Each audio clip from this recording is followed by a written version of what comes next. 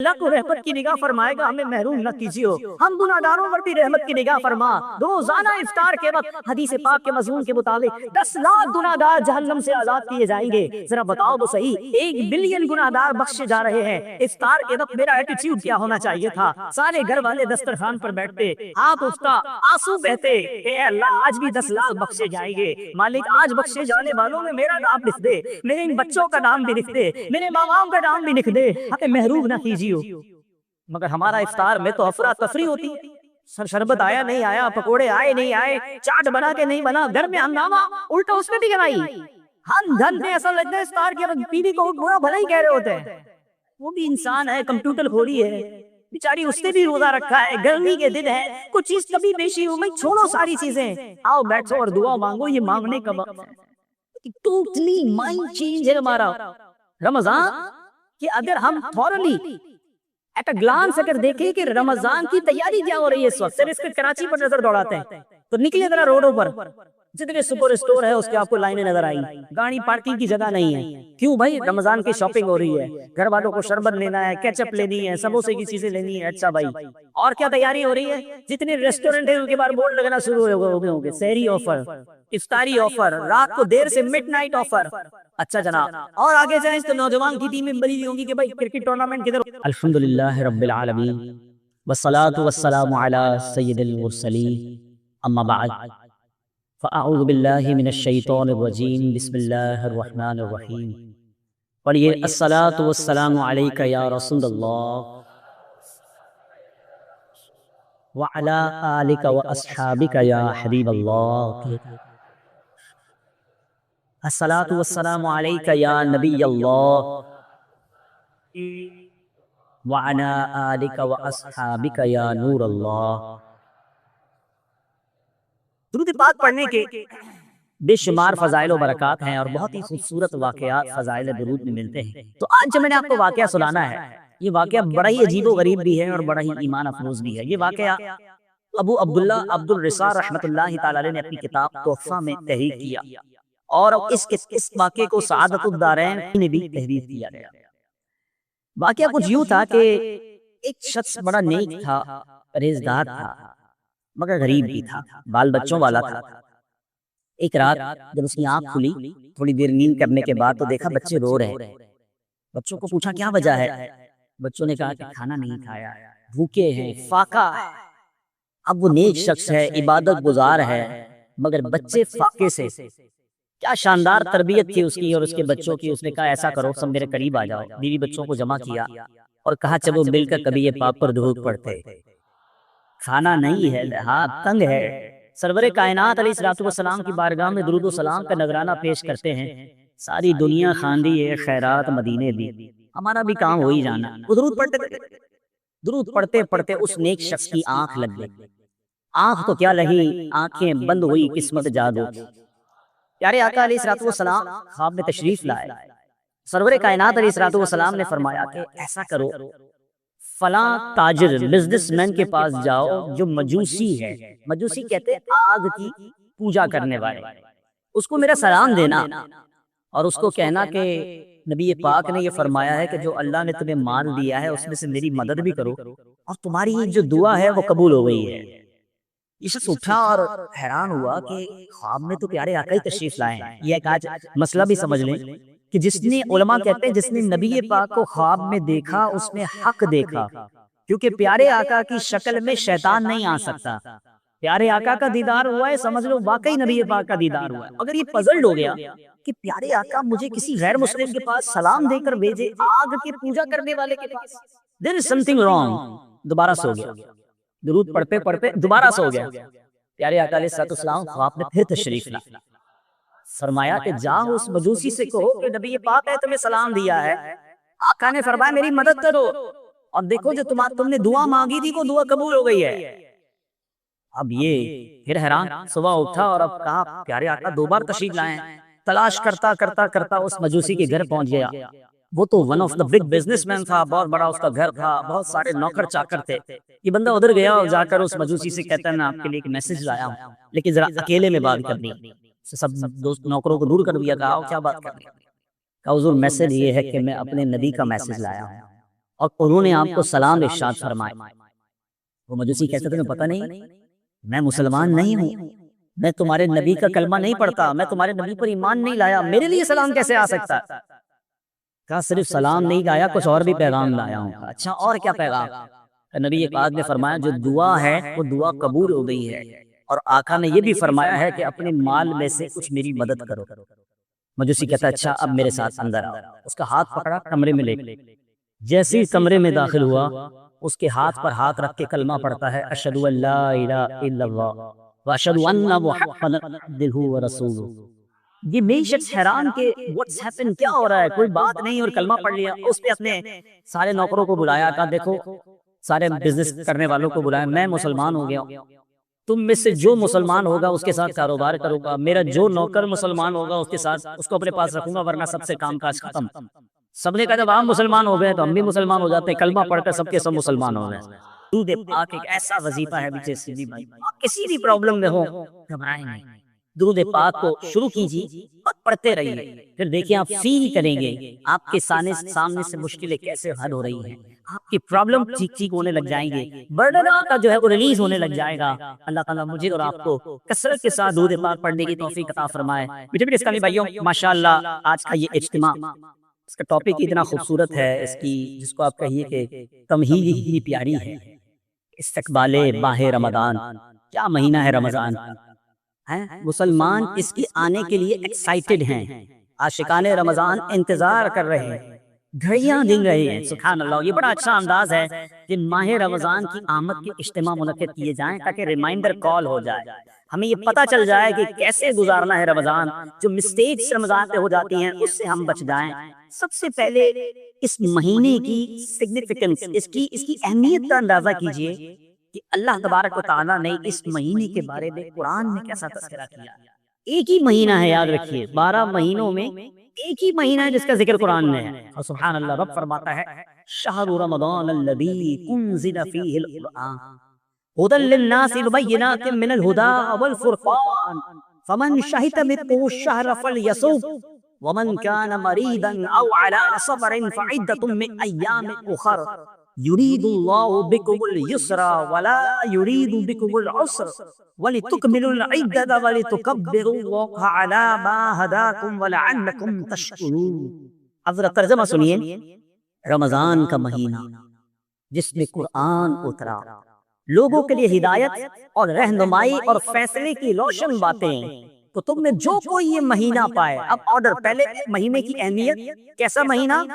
قرآن کے نزول کا مہینہ، لوگوں کی ہدایت والا مہینہ۔ پھر آگے فرمایا اب تم میں سے کوئی یہ جو مہینہ پائے ضرور اس کے روزے رکھے، اور جو بیمار ہو یا سفر میں ہو اب فلیکسیبلٹی، پہلے آرڈر روزے رکھنے ہیں، اب فلیکسیبلٹی۔ کیا خوبصورت انداز ہے قرآن، اب بیمار ہو یا سفر میں ہو تو اتنے روزے اور دنوں میں، یعنی بعد میں وہ روزے رکھ لے۔ اللہ عز و جل تم پر آسانی چاہتا ہے اور تم پر دشواری نہیں چاہتا، اور اس لیے کہ تم گنتی پوری کرو اور اللہ عز و جل کی بڑائی بولو، اس پر کہ اس نے تمہیں ہدایت تھی اور کہیں تم حق گزار ہو۔ سبھی بھائیوں، اس خوبصورت آیت میں جو میسج ہے رمضان کی اہمیت اور پھر اس کے روزوں کا حکم۔ روزے میرے بیچ اسلامی بھائیوں وہ عبادت ہے، یہ باطنی، بہت ساری عبادت وہ ہیں جو ہم کرتے ہیں لوگوں کو پتہ چل جاتا ہے، نماز پڑھتے ہیں لوگ دیکھ لیتے ہیں، ٹھیک ہے نا، اب بہت سارے نیکی کے کام کرتے ہیں لوگوں کو پتہ چل جاتا ہے۔ روزہ وہ عبادت ہے جب تک بندہ نہ بتائے کسی کو پتہ نہیں چلتا، باطنی عبادت ہے، اور اللہ باطنی عبادت کو بہت پسند فرماتا ہے۔ یقیناً اسلام میں فلیکسیبلٹی ہے، یہ عجیب بات ہے، آج کل جو دین سے دور ہے وہ عجیب عجیب باتیں کرتے ہیں کہ جناب اسلام میں بڑی سختی ہے۔ اگر میرے ساتھ کوئی بیٹھے تو میں اسے پروف کر دوں کہ the most flexible religion on earth، ساری کائنات میں سب سے زیادہ فلیکسیبلٹی والا اگر کوئی مذہب ہے جس میں آسانیاں ہیں، الحمدللہ وہ ہمارا مذہب اسلام۔ مسافر ہیں تو روزے بعد میں رکھ لیں، بیمار ہیں تو بعد میں رکھ لیں، آپ اگر وضو نہیں کر سکتے تو تیمم کر لیں، کھڑے ہو کے نماز نہیں پڑھ سکتے تو بیٹھ کے پڑھ لیں۔ کدھر سکتی ہے؟ بیٹھ کے نہیں پڑھ سکتے لیٹ کے پڑھتے ہیں، لیٹ کے بھی نہیں پڑھ سکتے اشاروں سے پڑھ لیں۔ عورتوں کے پاکی کے دن نہیں ہے تو نمازیں معاف کر دی گئی، روزے اس کو بعد میں رکھنے کا حکم دے دیا گیا۔ ہر موقع پر اگر آپ مشکل میں ہیں اسلام نے آپ کے لیے فلیکسیبلٹی دی ہے۔ پیسے ہیں، سال گزرا ہے تو زکوٰۃ ہے، پیسے ہیں، استطاعت ہے تو حج فرض ہے، مال نہیں ہے وہی حج فرض نہیں ہے، مال نہیں ہے, کوئی زکات فرض نہیں ہے. اسلام کا کون سا حکم ہے جو ہمیں جبری طور پہ کرنے کا حکم دیتا ہے؟ ہمارا مذہب وضو کے لیے جناب زخم لگ گیا, پٹی باندھی ہے, کوئی ضروری نہیں ہے پٹی اتارنے کی, اس کے اوپر تیمم کر لے. سب چیزوں کا علاج اور حل موجود ہے. پرابلم کیا ہے, لوگ جو دور ہے دین سے وہ سمجھتے ہیں بڑا مشکل ہے, جو دین کے اندر آتا ہے اس کو پتا چلتا ہے کہ اس سے اچھا تو مذہب ہی کوئی نہیں ہے. لوگ کہتے ہیں جناب اسلام انجوائمنٹ کا منع کرتا ہے, اسلام فیملی ٹائم کو منع کرتا ہے, حالانکہ بخاری کی حدیث ہے, جا بجا میرے آقا ارشاد فرماتے ہیں تم میں بہترین وہ ہے جو اپنے گھر والوں کے ساتھ بہترین ہے. میرے آقا خود گھر کا سودا سلب لے کے جاتے ہیں. نبی پاک بچوں کے ساتھ کھیلتے بھی تھے, بچوں کو پیار بھی کرتے تھے, اپنی ازواج کے ساتھ بھی محبت کا برتاؤ کرتے. میرے دل سے اسلام اگر کوئی قبول کر لے اور اس کی تعلیمات کو پڑھتا چلا جائے تو میں تو یہ سمجھتا ہوں کہ بندہ اگر صحیح طریقے سے پریکٹسنگ مسلم بن جائے, اس کی فیملی لائف بھی زبردست ہو جاتی ہے, اس کی بزنس لائف بھی زبردست ہو جاتی ہے, اس کی سوشل لائف بھی بڑی اعلیٰ ہو جاتی ہے. تو بہرحال یہ بات ضرور ہے کہ بیمار کو روزوں کی چھوڑنے کی اجازت ہے. لیکن اب ایک بڑا عجیب سا فینومینا, ایک عجیب سی پرابلم یہ شروع ہو گئی ہے. سر میں درد ہے اس لیے روزہ نہیں رکھا, زکام بڑا ہو رہا تھا اس لیے روزہ نہیں رکھا, یار آج بڑی گرمی تھی آفس میں بڑا کام تھا اس لیے روزہ نہیں رکھا. نہیں میرے بیچ اسلام, یہ مذاق ہے. اللہ کی طرف سے جو فرض کیا گیا ہمارے, پہلے سمجھو روزہ کیا ہے. 5 پلر ہیں اسلام کے, بچپن سے پڑھتے آ رہے ہیں نا, نماز, روزہ, حج, زکات اور کلمہ, ایمان لانا. تو روزہ تو پلر آف اسلام میں ہے, بیسکس آف اسلام میں ہے, اور آج روزے قضا ہو رہے ہیں. کبھی بھی یہ نہ کہیے گا کہ جناب تھوڑی سی طبیعت خراب تھی اس نے روزہ چھوڑ دیا. ڈاکٹر بھی آج کل اگر تو ڈاکٹر بیٹھا تو اس سے بھی میری گزارش ہے, ہر مریض کو کہہ دیتا ہے تم روزے نہیں رکھنا, شوگر کے مریض روزے مت رکھنا, بلڈ پریشر پرابلم روزے نہیں رکھنا. اللہ کے بندو کیوں دوسروں کے روزے اپنے اوپر لے رہے ہو؟ آپ بھی سمجھیے, ڈاکٹر کے کہنے سے روزہ معاف نہیں ہوگا. واقعی اگر ایسی بیماری ہے کہ جس پہ روزہ رکھنے سے آپ کی بیماری شدت اختیار کر جائے, جان جانے کا خوف ہو جائے, یا مرض بہت بڑھ جائے, اس کا آسان طریقہ کیا ہے کہ اگر آپ بیمار ہیں آپ اپنی اس بیماری کا پرابلم کسی عالم دین سے شیئر کیجیے. ڈاکٹر ہے, عالم دین نہیں ہے. شریعت کا حکم ڈاکٹر کیسے بیان کرے گا؟ ڈاکٹر کی جو سجیشن ہے وہ عالم دین سے ڈسکس کیجیے کہ جناب مجھے یہ پرابلم ہے اور ڈاکٹر کہتا ہے کہ روزہ نہ رکھے. اب آپ کو صحیح عالم دین یا مفتی صاحب کہتے ہیں کہ ٹھیک ہے آپ روزہ نہ رکھے, پھر روزہ چھوڑیں, ورنہ ایسا نہ ہو کہ آپ شدید گناہگار ہو جائیں. روزے سے مت کہو مجھے کام ہے, اپنے کام سے کہو کہ مجھے روزہ رکھنا. اتنی محنت میں گرمی میں مزدوری کرنے والے یہ ہمارے پٹھان بھائی یہ روزہ رکھتے ہیں, اور آج چھوٹا موٹا کام کرنے والا کہتا ہے جناب میں تھک جاتا ہوں اس لیے روزہ نہیں رکھتا. کام کم کر دیں, تھوڑا آرام بڑھا دیں, مگر روزہ ضرور رکھیں. روزہ دار اللہ کو کتنا پسند ہے. آپ کو پتا ہے روزہ جب ہم رکھتے ہیں ہمارے منہ میں اسمیل آتی ہے, بو آتی ہے, ہم پیسٹ نہیں کر سکتے روزے میں. تو اب جب بو آتی ہے نا افطار سے پہلے, سبحان اللہ حدیث کا مضمون ہے کہ روزہ دار کے منہ سے جو بو آتی ہے وہ اللہ تعالیٰ کے نزدیک مشک کی خوشبو سے زیادہ افضل ہے. اللہ کو اتنی پسند ہے کہ روزہ دار کا سونا بھی عبادت ہے, روزہ دار کی ہر سانس روز سے نیکی ملتی ہے. شرط یہ ہے کہ روزہ ہو. ایک اور عجیب پرابلم ہے, رکھ لیا روزہ, آپ نے کہا نا چلو مولانا صاحب روزہ رکھ لیا ہے, اب روزے کے بعد کیا کر رہے ہیں؟ باقی تو سارا دن تو موبائل پہ کھیلنا ہے, ٹائم بھی تو پاس کرنا ہے. روزہ رکھا ہے تو ٹائم پاس کرنا ہے. اب ٹائم پاس پہ کیا کرنا ہے؟ ہمارے پاس سب کے پاس موبائل آ گیا, انٹرنیٹ آ گیا, پتہ نہیں کون کون سے گیم آ گئے. روزے پہ گیت روزے پہ فیس بک کے اوپر پتہ نہیں کیا کیا دیکھ رہے ہیں. ماد اللہ فلمیں ڈرامے تک سنا لوگ دیکھتے ہیں کہ ٹائم پاس کرنا ہے. رات کو سارے دوست مل کر تاش کھیل رہے, کیوں؟ وہ رات گزارنی ہے نا, رمضان کی سحری تک جاگ رہا ہے. استغفر اللہ, رمضان اس لیے نہیں آیا میرے بیچ میں, شاید لوگوں کو پتا نہیں ہے. میں آپ کو ایک ایگزامپل کے ذریعے سمجھاؤں گا. ہم میں سے بہت سارے, ہم سارے گناہ گار لوگ ہیں, بہت ساری غلطیاں کرتے ہیں. کسی کی زبان پر ہو سکتا ہے گالی گلوچ ہو, جو کہ غلط ہے, لیکن وہ مسجد میں آ کر گالی دیتا ہے. بتائیے مسجد میں کوئی گالی دے تو کیا کریں گے؟ شرم نہیں آتی مسجد میں گالی دے رہے. اسی طرح کوئی شخص مار گانے باجے سنتا ہے, غلط ہے, لیکن مسجد میں آ کے ہیڈ فون لگا کے تو گانے سننا شروع کر دیا, کیا کہیں گے؟ کہ گھر میں حرام شدت ہے نا, گناہ زیادہ خطرناک ہو جاتا ہے اللہ کے ڈر میں. بالکل اسی طرح اور مہینوں کے گناہ اپنی جگہ, رمضان کا گناہ بہت زیادہ شدید عذاب لاتا ہے. سمجھو اس بات کو, رمضان نارمل مہینہ نہیں ہے, شیطان کو بند کر دیا گیا ہے نا. جو ہمیں برگلاتا ہے, جو ہمیں بہکاتا ہے, وہ کہہ رہے, اور بندہ رمضان میں بھی گناہ کر رہا ہے. رمضان میں بھی فلمیں, رمضان میں بھی ڈرامے, رمضان میں بھی میوزک, رمضان میں بھی بے حیائی, رمضان میں بھی جھوٹ, رمضان میں بھی گالی, رمضان میں بھی جھگڑا. ابھی تو پلاننگ ہو رہی ہوگی نا کہ رات کو کون سی گلی میں نائٹ ٹورنامنٹ ہونا ہے. یہ رمضان اس لیے آیا ہے کہ ہم رمضان کی راتیں سمجھو. رمضان کی راتوں میں رحمت کا ندا دینے والا فرشتہ ندا دیتا ہے کوئی مانگنے والا کہ اس کی مراد پوری کی جائے. ہے کوئی توبہ کرنے والا کہ اس کی توبہ قبول کی جائے، ہے کوئی سوالی کہ اس کا سوال پورا کیا جائے۔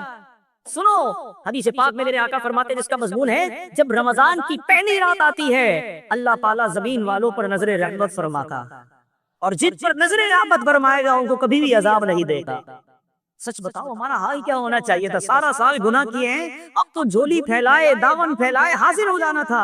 اے اللہ گناہگار آیا ہے، بدکار آیا ہے، رمضان کی پہلی رات ہے، اے اللہ کو رحمت کی نگاہ فرمائے گا، ہمیں محروم نہ کیجیے، ہم گناہگاروں پر بھی رحمت کی نگاہ فرما۔ روزانہ افطار کے وقت حدیث پاک کے مضمون کے مطابق 10 لاکھ گناہگار جہنم سے آزاد کیے جائیں گے۔ ذرا بتاؤ تو صحیح، 1 بلین گناہگار بخشے جا رہے ہیں۔ افطار کے وقت میرا ایٹیٹیوڈ کیا ہونا چاہیے تھا؟ سارے گھر والے دسترخوان پر بیٹھتے، آپ اس کا آنسو بہتے، اے اللہ آج بھی 10 لاکھ بخشے جائیں گے، مالک آج بخشے جانے والوں میں میرا نام لکھ دے، میرے ان بچوں کا نام بھی لکھ دے، میرے ماں باپ کا نام بھی لکھ دے، ہمیں محروم نہ کیجیے۔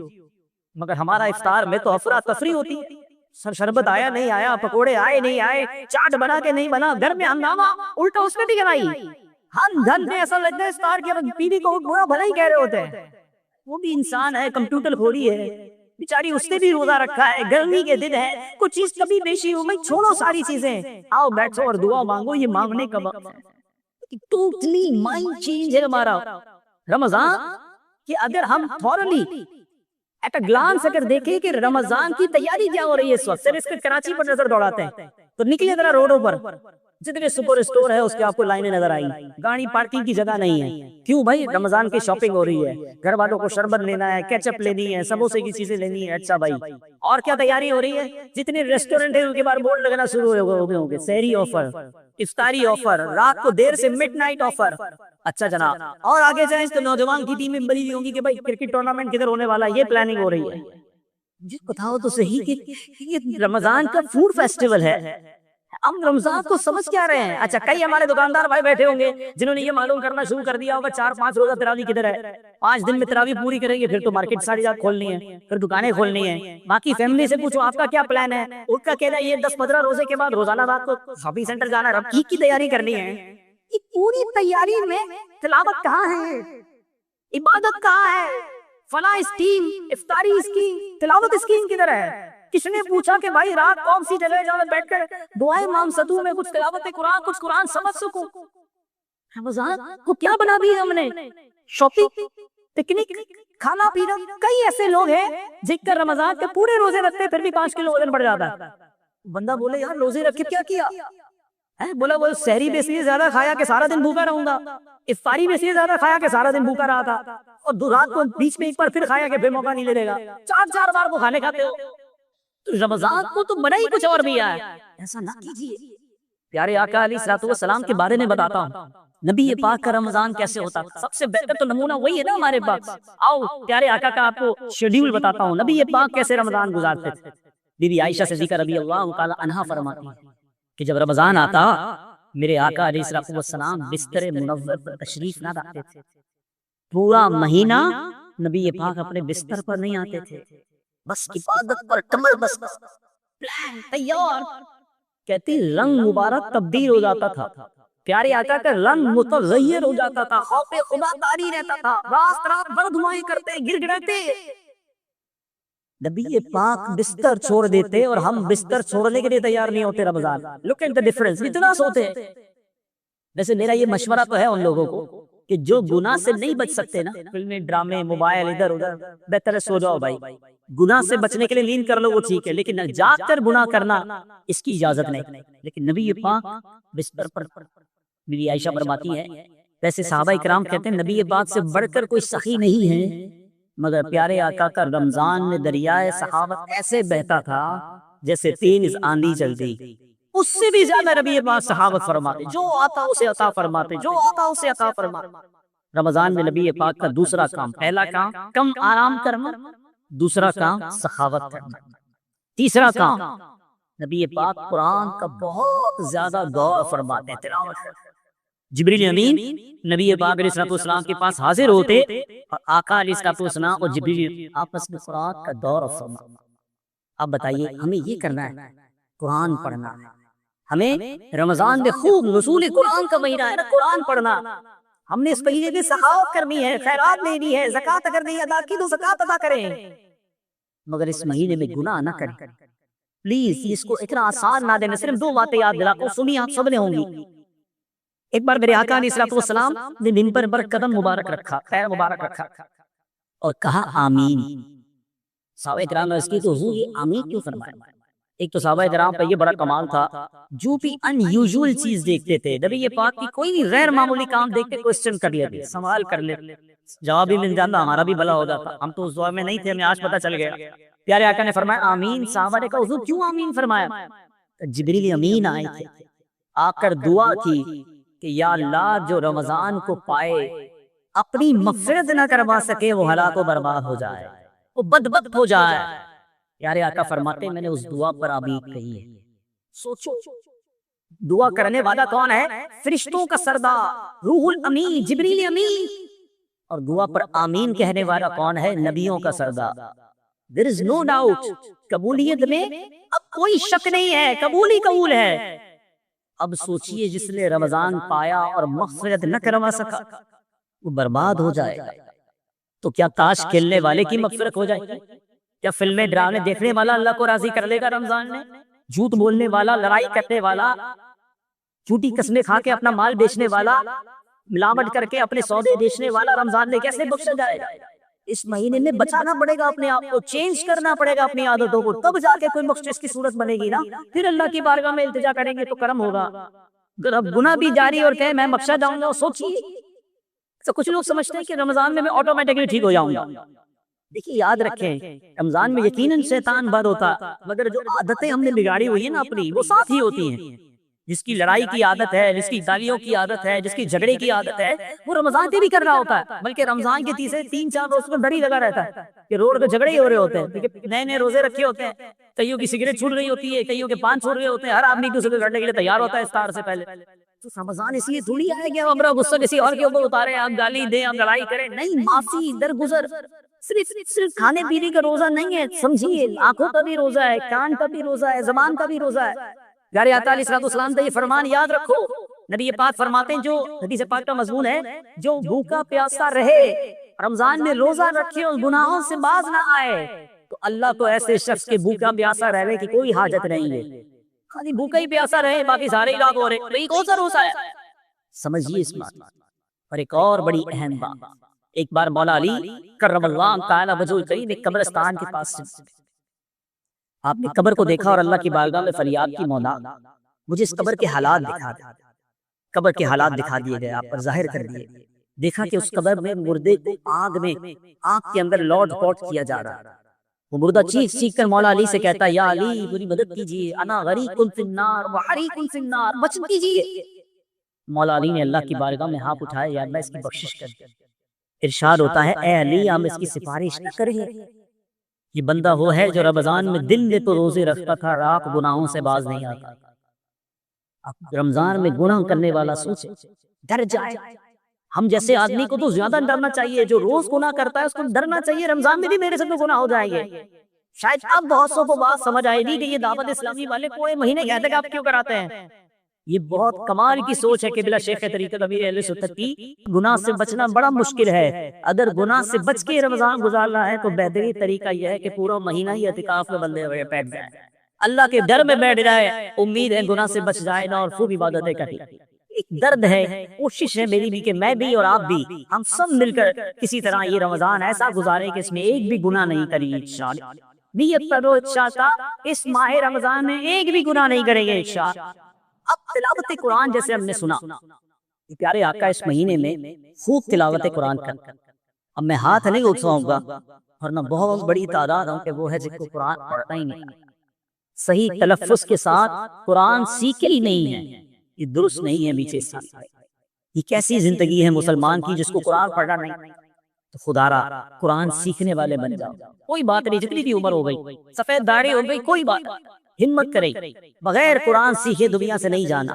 آخری بات، نبی پاک کا ایک انداز ماہ رمضان میں خوب سخاوت فرماتے، آپ سے نہیں گزارش ہے خوب سخاوت کیجیے، کنجوسی نہ دیجیے، زکوٰۃ بھی پوری دیں۔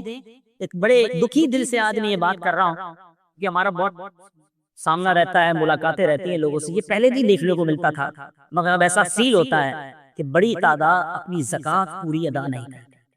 یاد رکھیے میٹھے اسلامی بھائی، یہ مال کا میل ہے، زکوٰۃ نہ دے کر آپ اپنے پورے مال کو میلا کر رہے ہیں، یہ مال عذاب ہو جائے گا، یہ مال بیماریاں لائے گا، یہ مال کیسے چلا جائے گا آپ کو پتہ بھی نہیں چلے گا۔ آپ اگر چاہتے ہیں آپ کا مال سیکیور رہے، آپ کا مال بڑھتا رہے، آپ کے مال کی حفاظت ہو، حدیث پاک پہ میرے آقا فرماتے ہیں زکوٰۃ دے کر، حدیث کا مضمون ہے زکوٰۃ دے کر اپنے مال کو مضبوط قلعوں میں قید کر لو، یعنی اپنے مال کو سیکیور کر لو، تو پوری حساب لگا کر پورے 2.5% آپ کو زکوٰۃ دینی ہے، کچھ زیادہ دے دیں، کم نہیں ہونی چاہیے۔ اور یہ فیلنگ مت لایا کرو اتنے سارے زکوٰۃ کے بن گئے، اتنے سارے پیسے نکل جائیں گے، 10 لاکھ روپے جس کی زکوٰۃ بنتی ہے اس کو ٹینشن شروع ہو جاتی ہے۔ اللہ کے بندے تجھے 10 لاکھ کی ٹینشن ہے، اللہ نے 4 کروڑ دیے تو 10 لاکھ بنے ہیں نا، شکر ادا کر اللہ کا۔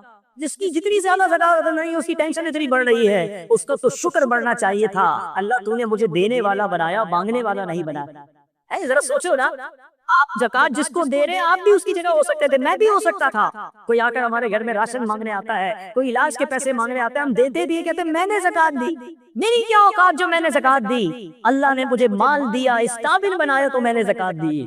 یہ فقط رب کا احسان ہے، وہ عقل ہوشیاری سے آپ کی ایفرٹ سے پیسے نہیں ملتے، اگر واقعی محنت سے پیسے لیتے ہوتے تو سارے مزدور کروڑپتی ہو چکے ہوتے ہیں، اگر ہوشیاری سے پیسے ملتے ہوتے، جتنے اسکول ٹیچر پروفیسر ہیں کتنے جینیس ہوتے ہیں وہ سارے اربوں ہوتے، وہ بیچارہ ٹیچر ہی رہتا ہے اس کا شاگرد کروڑپتی بن جاتا ہے۔ اللہ جسے چاہتا ہے عطا فرماتا ہے، جس کو دیا ہے وہ شکر گزار بن جائے، زکوٰۃ کو بوجھ نہ سمجھے۔ قارون کا سارا خزانہ جو غرق ہوا تھا اس کی وجہ یہی تھی کہ اس کے پاس اربوں خربوں بلکہ اس سے بھی زیادہ تھے، مگر جب اس کو حضرت موسیٰ نے زکوٰۃ کا حکم دیا، اس کے زکوٰۃ کا حساب بنایا، اس کی زکوٰۃ بھی کروڑوں اربوں میں بن رہی تھی، اس کا دل بیٹھ گیا اتنے سارے پیسے کیسے دوں، اللہ نے اسے بھی غرق کر دیا، اس کے مال کو بھی غرق کر دیا۔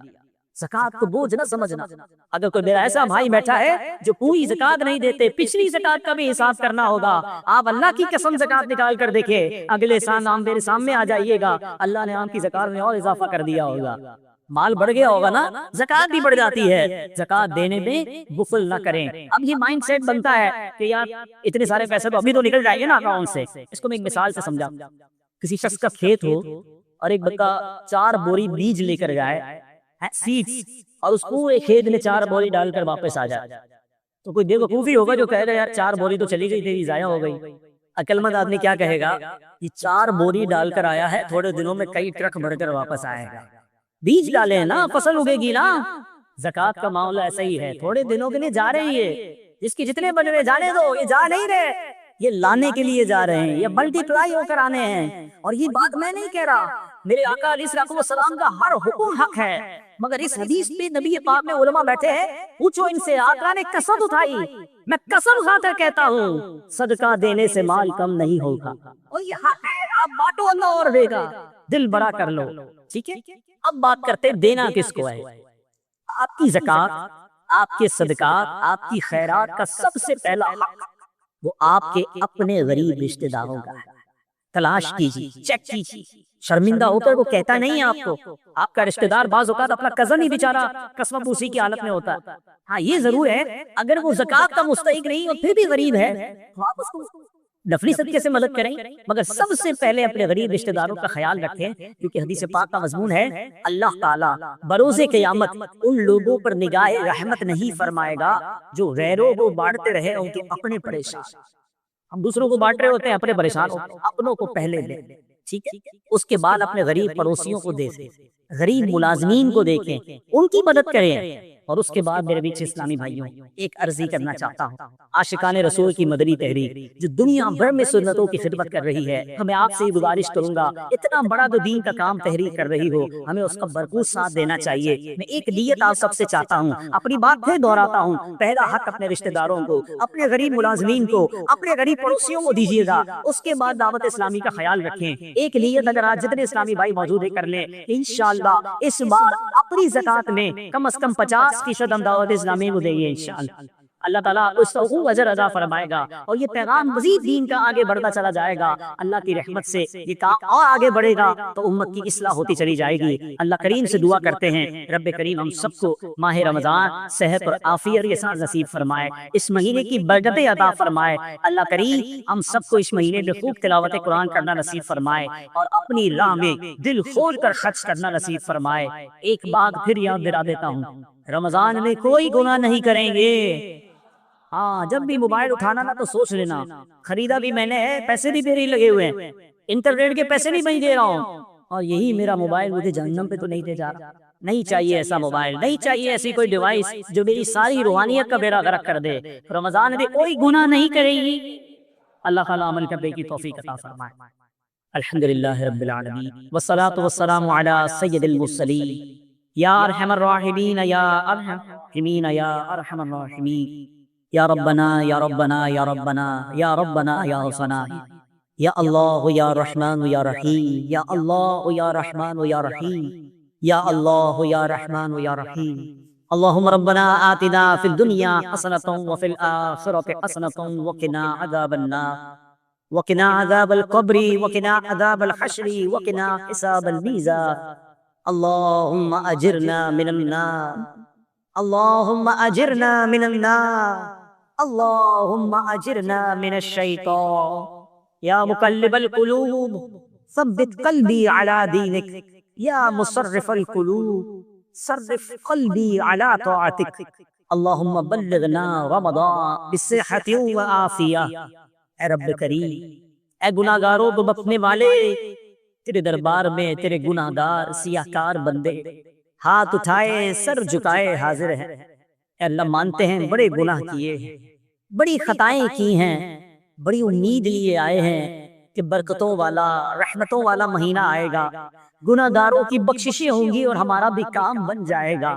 اے اللہ پہلی التجا تو یہ ہے کہ ہمیں صحت کے ساتھ عافیت کے ساتھ ماہ رمضان سے ملا دے۔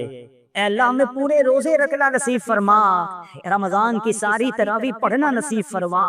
اے اللہ ماہ رمضان کی پہلی رات جو تو اپنے بندوں پر نگاہ رحمت فرمائے، اس خاص نعمت کو حاصل کرنے والوں میں ہمارا نام بھی لکھ دے۔ اے اللہ ہماری حتمی مغفرت فرما دے، ہمارے ماں باپ کی مغفرت فرما، ہمارے بھائی بہنوں کو بخش دے، ہمارے گھر والوں کی مغفرت فرما دے۔ اے کریم ہمارے سارے خاندان کی مغفرت فرما، آقا علیہ الصلوۃ والسلام کی ساری امت کی بخشش فرما۔ اے کریم رمضان سے پہلے ہماری ساری بری عادتوں سے ہماری جان چھڑا دے، ہمیں صحیح معنوں میں اپنا پسندیدہ بندہ بنا لے۔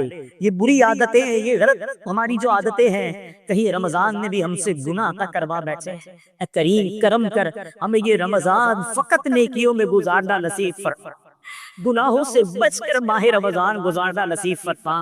اے اللہ ہمارے آنکھوں کے گناہوں کو فرما، ہمارے ہاتھوں کے گناہوں کو فرما، ہمارے کانوں کے گناہ معاف فرما دے۔